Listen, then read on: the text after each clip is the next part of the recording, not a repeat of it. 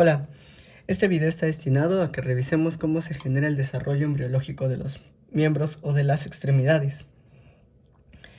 En primer lugar, es importante que reconozcamos que las extremidades son una parte del cuerpo que se desarrolla tarde dentro del desarrollo embriológico de todos los sistemas corporales del humano.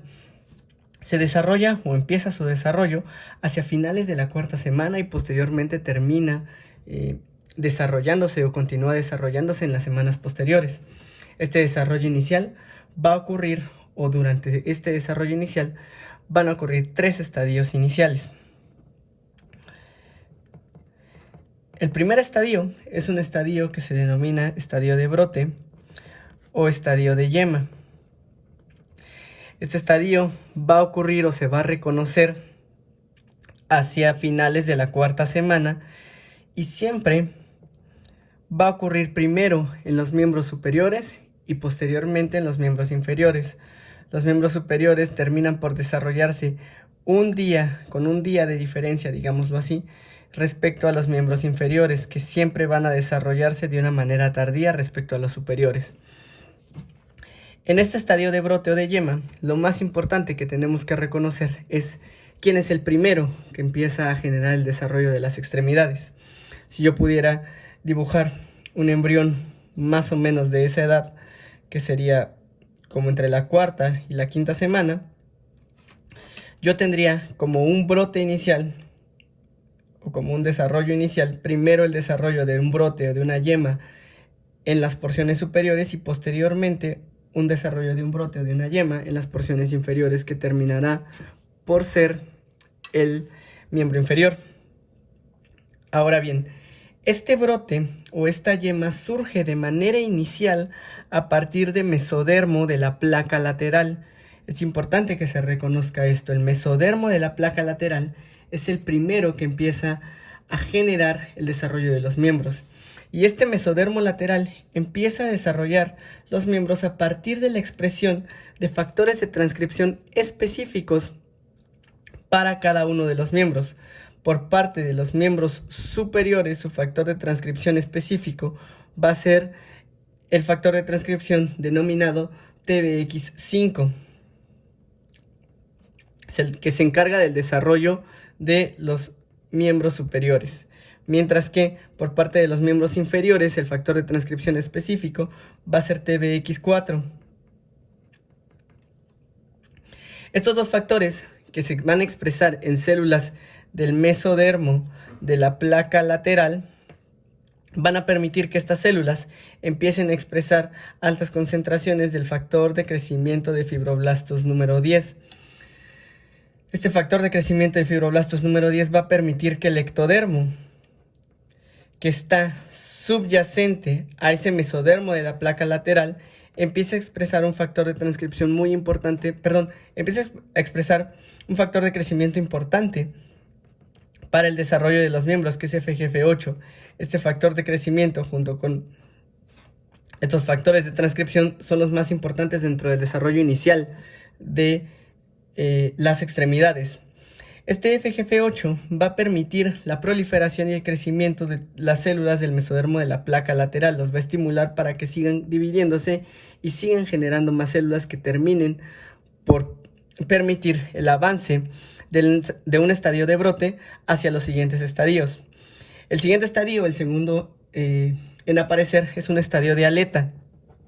Se le denomina así porque conforme va desarrollándose el miembro, pareciera que se genera una especie de aleta, como si fuera la aleta de un delfín, dentro del desarrollo de los miembros en el embrión. Es decir, se ve más o menos de esta forma, como si fuera una aleta. Es una porción ancha que está pegada o que está unida sobre la base de todo el cuerpo del embrión. Está unida sobre todo el cuerpo del embrión.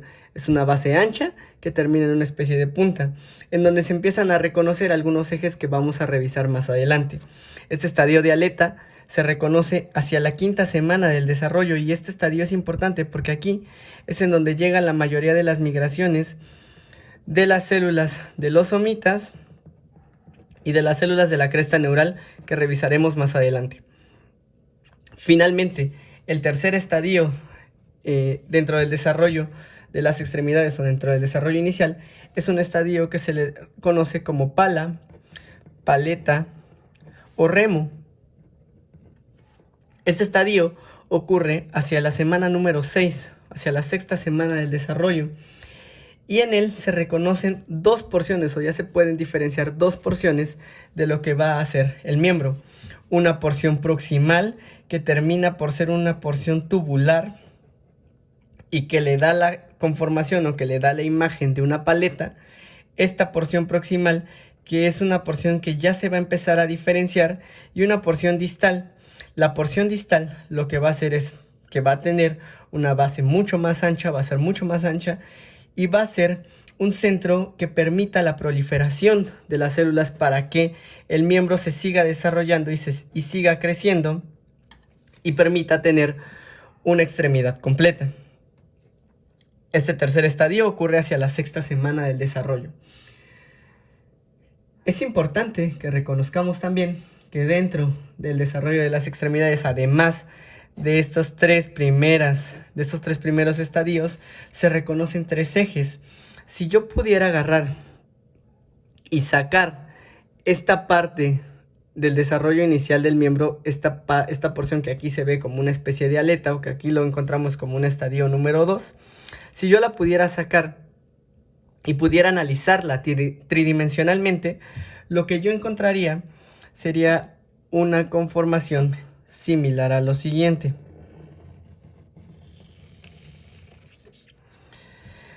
Voy a intentar dibujarla como si tuviera una proyección en 3 dimensiones, y entonces hacia acá atrás se ve la otra dimensión. Esto está pegado hacia la parte proximal del cuerpo del embrión, o está pegado hacia el cuerpo del embrión. Y se reconocen aquí entonces tres ejes. Estos tres ejes se van a mantener durante todo el desarrollo embriológico de la extremidad y van a tener diferentes interacciones moleculares que nos van a permitir desarrollar por completo la extremidad. Se establecen también en un orden específico. El primer eje que se establece es un eje anteroposterior. Este eje anteroposterior va a ser un eje que nos permita establecer o que nos permita terminar por dar los miembros, que en los miembros ocurra del primero al quinto dedo. Eso es lo que establece el eje anteroposterior. Es importante que reconozcamos que para el desarrollo de los miembros se desarrolla como si yo les presentara mi mano de esta forma, ¿sí? Con el pulgar en una porción más anterior y el dedo meñique en una porción más posterior. Si nosotros revisamos la posición anatómica, encontraremos que en la posición anatómica nuestra palma de la mano es lo más anterior y el dorso de la mano es lo posterior. Sin embargo, en el desarrollo inicial de las extremidades, el pulgar es la porción más anterior y el dedo índice es la porción, y el dedo meñique es la porción más posterior, ¿sí? Entonces, este eje anteroposterior va a permitir delimitar estas formas. El pulgar como una porción más anterior y el meñique como una porción más posterior. También se desarrolla en un eje ventral dorsal. Aquí sí no hay pierde. El eje ventral dorsal, partiendo otra vez de que el desarrollo inicial de la mano y de toda la extremidad es de esta forma, el eje ventral termina por ser la palma de la mano o la planta del pie, y el eje dorsal termina por ser el dorso de la mano o el dorso del pie. Finalmente, entonces, aquí el ventral dorsal es para las palmas y plantas. Finalmente, un eje que se denomina próximo distal. Este eje próximo distal, como su nombre lo indica, va a permitir el desarrollo de las porciones más proximales al tronco o a las porciones del tórax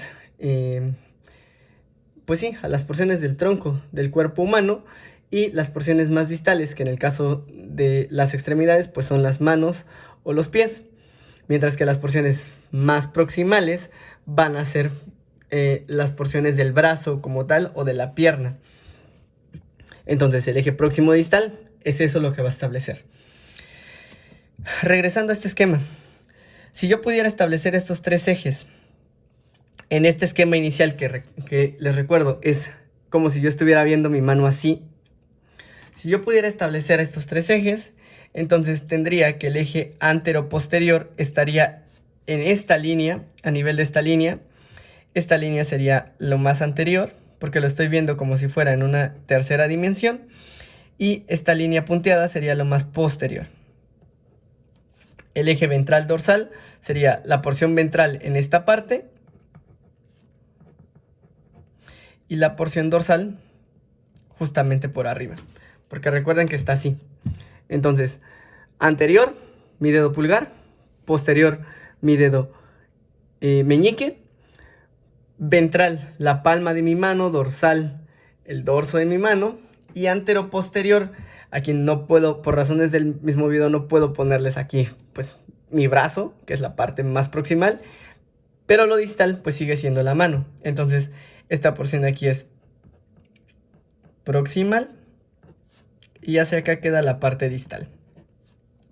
Se han establecido entonces los tres ejes del desarrollo embriológico de la mano, de la extremidad.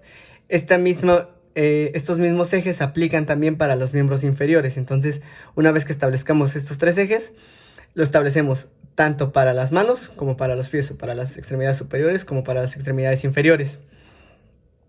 Ahora bien, estos tres ejes están delimitados por algunas partes o por algunos centros reguladores de señales que vamos a empezar a ver poco a poco, que vamos a empezar a ver de a uno por uno, ¿sale?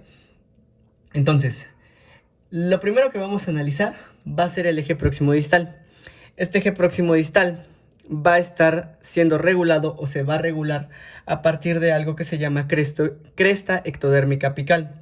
Entonces, el eje próximo distal lo voy a poner acá. Acá van a estar los centros señalizadores de cada una de estas tres, de cada uno de estos tres ejes. El eje próximo distal va a ser a partir de algo que se llama cresta ectodérmica apical. La CEA. Esta cresta ectodérmica apical es muy importante porque se establece a partir del desarrollo de la porción más distal.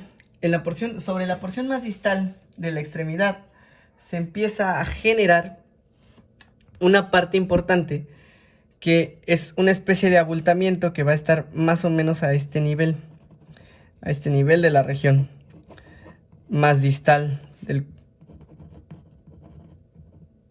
de la extremidad.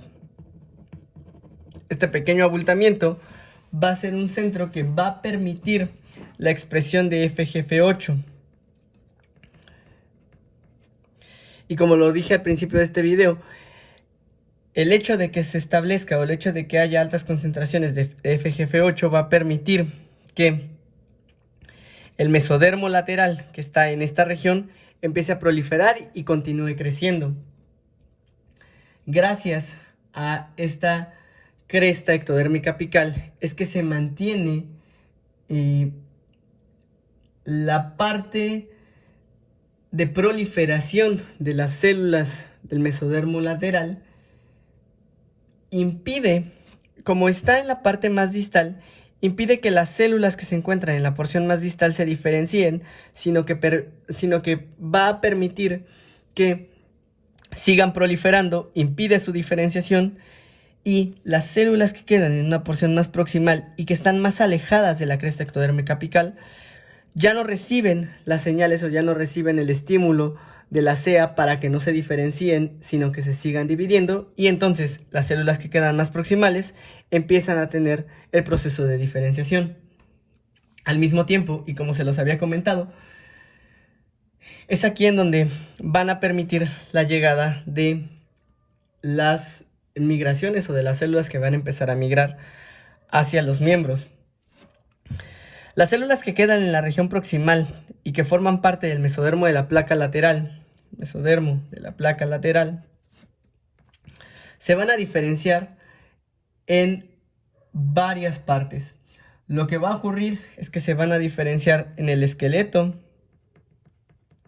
de los miembros, se van a diferenciar también en toda la parte de tejido conectivo y se van a diferenciar en las porciones de los vasos sanguíneos.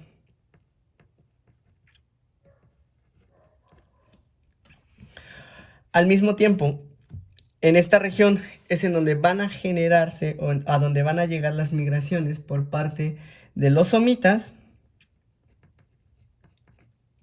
quienes van a contribuir aportando las células musculares para dar la musculatura a los miembros, y también van a permitir que se generen la parte de algunas células endoteliales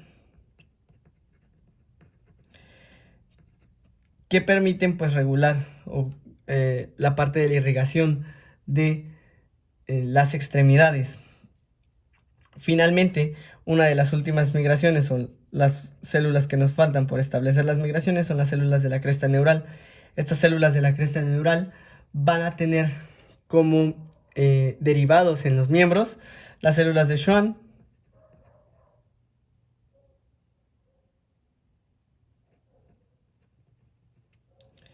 y con ello pues toda la parte sensitiva o toda la parte de los miembros periféricos, y al mismo tiempo van a tener los melanocitos, que si recuerdan, estos melanocitos y las células de Schwann son derivados propios de las células de la cresta neural, que ahora van a llegar hacia la región de los miembros. Entonces, la cresta ectodérmica apical permite inicialmente la expresión del factor de crecimiento de fibroblastos número 8, pero conforme va progresando el desarrollo de los miembros o de las extremidades, también permite el desarrollo de otros factores de crecimiento, que va a ser el 4, el 9 y el 17. Todos estos factores de crecimiento permiten que la extremidad crezca de proximal hacia distal. Permite que las células que están más cercanas a la cresta ectodérmica apical no se diferencien, sino que se sigan dividiendo, mientras que las que quedan más proximales y reciben menos estímulo por parte de la CEA ya no se dividan y progresen ahora a diferenciarse en alguno de todas estas estirpes celulares. Esto es lo que establece el eje próximo distal. Entonces, existe una concentración diferencial importante entre las concentraciones, por ejemplo, voy a poner de este lado, entre las concentraciones de FGF, que como ya revisamos, van a ser unas altas concentraciones en las porciones cercanas a la CEA, mientras que unas bajas concentraciones en las regiones más alejadas y que van a quedar de manera proximal. Y en las porciones más proximales va a haber una alta concentración de ácido retinoico. Este ácido retinoico va a permitir establecer otro eje importante, que es el eje anteroposterior, pero también va a permitir que se empiecen a diferenciar las células que permanecen aquí. El segundo eje del cual vamos a hablar es el eje anteroposterior. Este eje anteroposterior tiene un centro señalizador que se llama zona de actividad polarizante, ZAP por sus siglas. Esta zona de actividad polarizante es importante porque a partir de ella es como se establece la relación del primero al quinto dedo. Entonces, hablemos ahora de la ZAP. La zona de actividad polarizante va a establecerse en las regiones proximales y posteriores de las extremidades. Eso quiere decir que la ZAP va a establecerse más o menos en esta región, en una región proximal y posterior. Y entonces, la ZAP va a estar en la base posterior de la yema o en la base posterior de la aleta. Esta zona de actividad polarizante se establece gracias a altas concentraciones del ácido retinoico que ya están marcadas aquí. Esta alta concentración de ácido retinoico lo que va a generar es que va a permitir que se establezca un patrón específico de genes Hox que van a permitir que se establezca o que una parte de las células o que un puñado de células que va a estar en esta región empiece a secretar o empiece a expresar altas concentraciones de SHH. Una vez que empiezan a secretar SHH, se inducen para que estas mismas células ahora produzcan gremlin.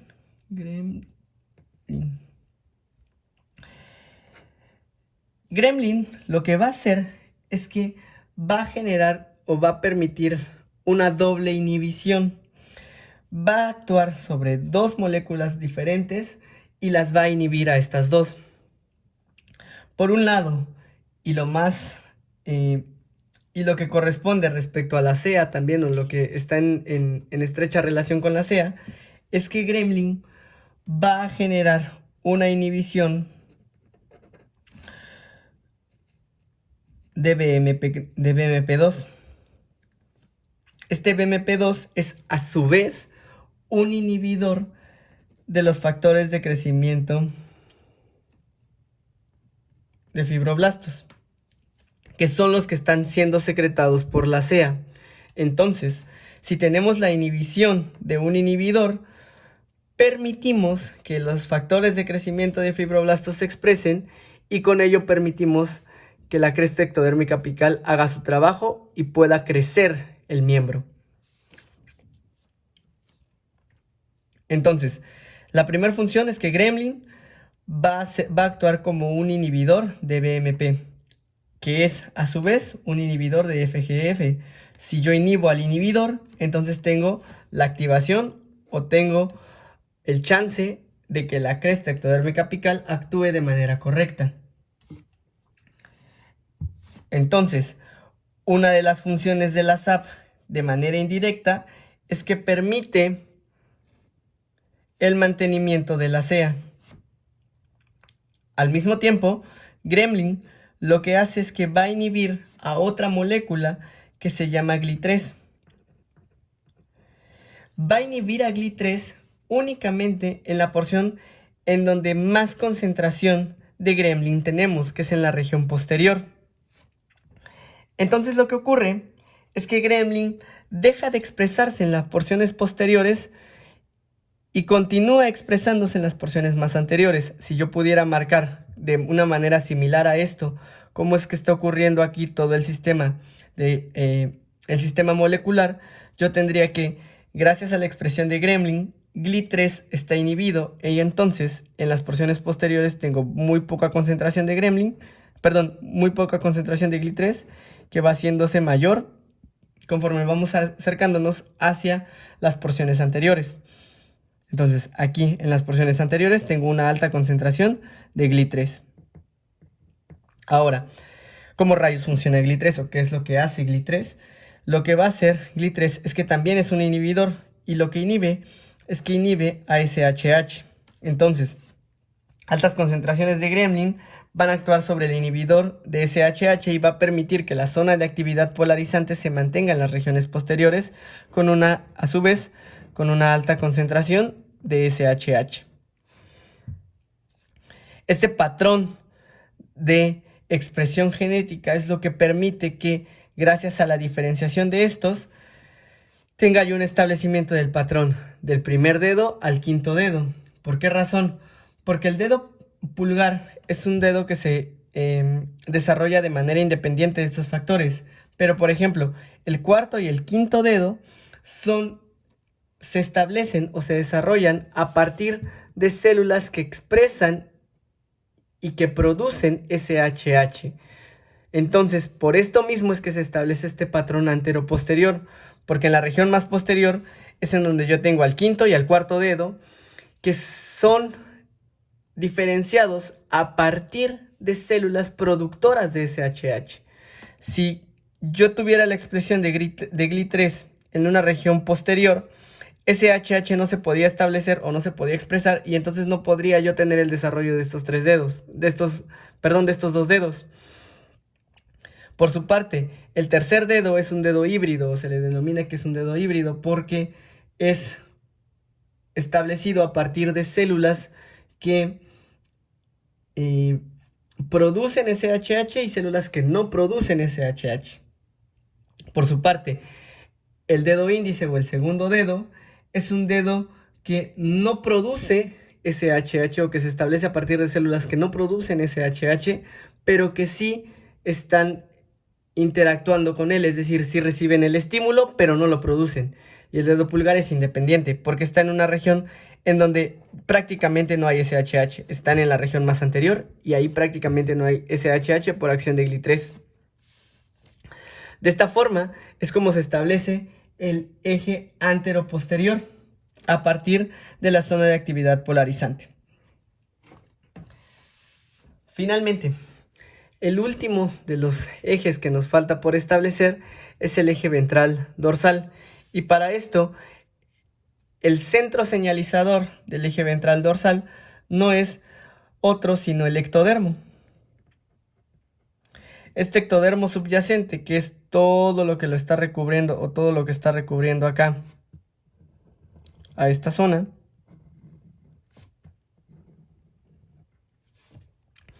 va a tener una expresión de genes diferenciales, es decir, en la región dorsal se van a expresar algunos genes que no se van a expresar dentro de la región ventral. Y aquí la CEA cobra un papel importante también, porque la CEA es un centro que va a delimitar estos dos ejes, el eje dorsal y el eje ventral. Las CEA son cresta ectodérmica apical, entonces obviamente son células del ectodermo que se diferenciaron. Esta cresta ectodérmica apical es el límite dentro de la región dorsal y dentro de la región ventral. Las células del ectodermo que quedan en la región dorsal van a comenzar a expresar una porción que se llama, una serie de genes que se llama WNT7A. Este gen es el gen que permite la diferenciación de la región dorsal en la región del dorso de la mano o el dorso del pie. Por su parte, en la región ventral va a existir la expresión también por parte del ectodermo de una molécula que se llama EN1. Esta molécula básicamente actúa como un inhibidor de WNT, es decir, no expresa o no permite la expresión de genes que generen una porción ventral. No permite, estos genes no generan la porción ventral como tal, sino lo que hacen es inhibir el desarrollo de una región dorsal en esta parte de aquí. Y consecuentemente se generan la región de las palmas y del dorso de las manos. Gracias a que EN1 inhibe la expresión de los factores que desarrollarán las partes dorsales. Nuevamente, estos dos ejes se establecen gracias al ectodermo, pero están siendo delimitados por la CEA. La CEA marca el punto en donde a partir de ella hacia la región dorsal van a expresar WNT las células del ectodermo y donde a partir de la región ventral van a expresar EN1 las células también del ectodermo. Recuerden siempre que es este patrón de expresión va a estar generándose a partir del ectodermo.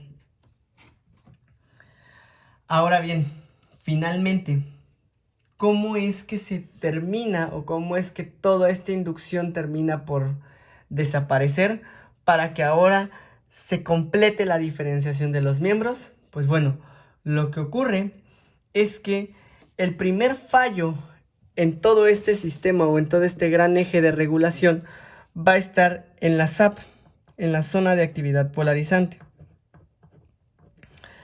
La zona de actividad polarizante va a tener células que van a seguir expresando SHH, pero que no van a crecer, es decir, no van a proliferar.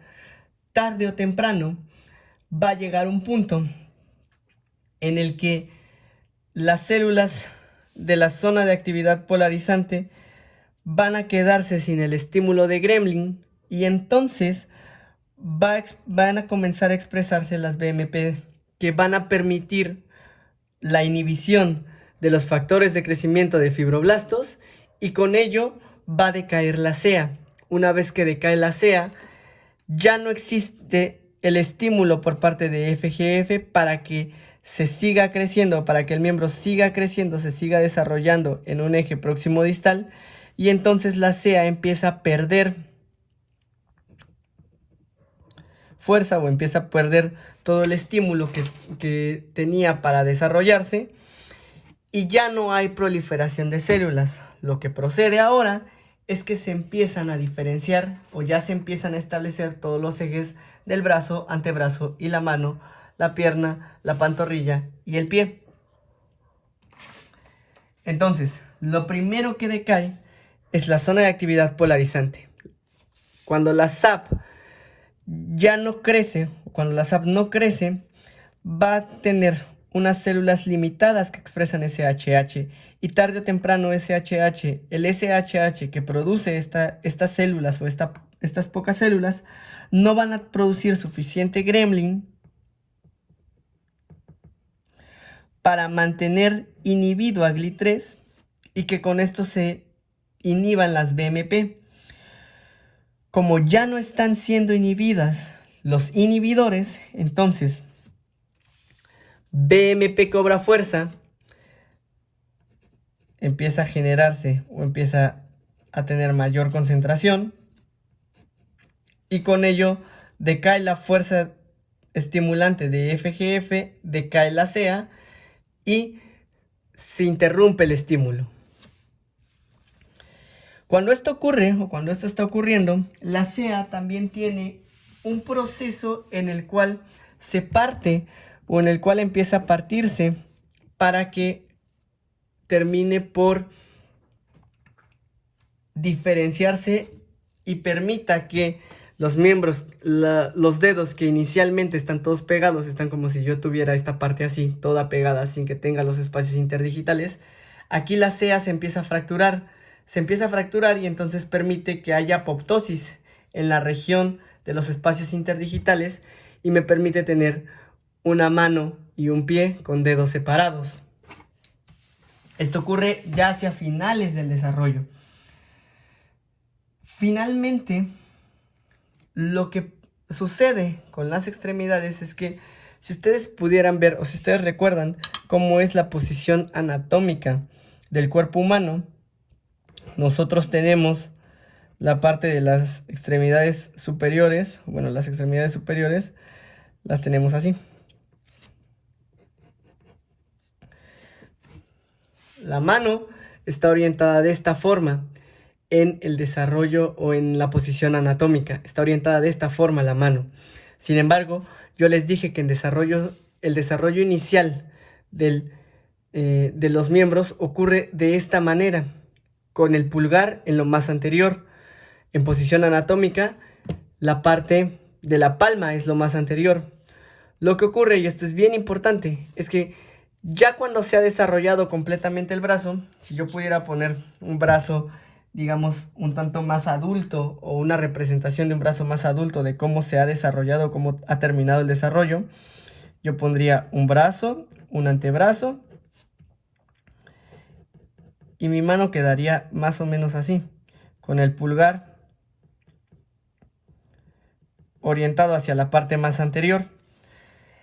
Esta misma representación es la representación de la pierna. Si yo pudiera voltearlo y pudieran verlo así, aquí estaría la pierna, también creciendo hacia abajo, pero creciendo con el pulgar hacia enfrente, con el pulgar en una posición más anterior. Entonces, lo que ocurre es que en los miembros superiores va a haber una rotación en donde el pulgar ahora va a quedar en una posición más superior, y con ello va a permitir que los músculos flexores de la extremidad superior o del miembro superior queden en una porción anterior y los músculos extensores de la misma queden en una posición posterior, mientras que en las extremidades inferiores ocurre justamente el giro, pero al revés, ocurre en sentido opuesto, y entonces eso genera que en los miembros inferiores, si yo lo tomara así, imaginen que esta es la pierna, ¿sí?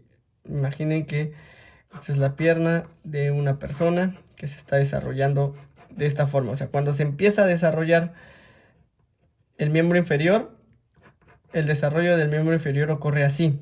El pulgar está orientado hacia la porción más anterior.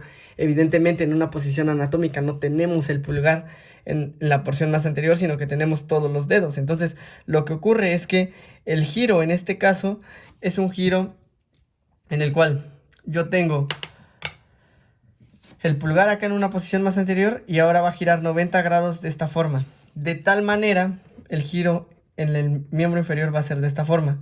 De tal manera que los músculos extensores van a quedar en una porción anterior y los músculos flexores van a quedar en una porción posterior de la pierna.